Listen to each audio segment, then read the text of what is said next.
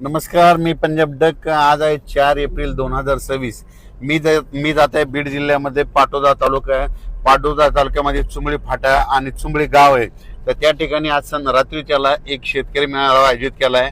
हवामान आधारित शेती कशी असावी त्याबद्दल शेतकरी मार्गदर्शन केलंय आणि मी जात आहे. आणि या ठिकाणी जात असताना मला शेतकऱ्याचे फोन यायलेत. आज 4 एप्रिल आहे आणि आता यापुढे आमची कांदे काढणी सुरू करावी की नाही. तर राज्यातल्या सर्व शेतकऱ्याला सांगू इच्छितो की आज आहे 4 एप्रिल 2026. तर राज्यातल्या सर्व शेतकऱ्याला सांगू इच्छितो की 5 एप्रिल पासून उद्यापासून राज्यात हवामान कोरडं राहणार आहे. पाऊस काय येणार नाही. त्याच्यामुळे हा अंदाज लक्षायचा. राज्यात मध्ये 7, 8, 9च्या 10, 11च्या दरम्यान उन्हाचा पारा वाढत जाणार आहे. म्हणून हा अंदाज सर्व शेतकऱ्यांनी लक्षात द्यायचं.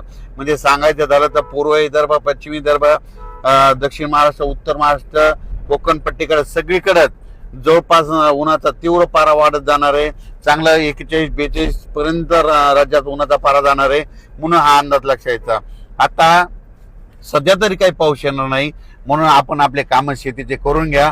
आता सध्या पावसाचं वातावरण नाही. ज्यावेळेस वातावरण बदलेल त्यावेळेस मात्र मेसेज दिला जाईल.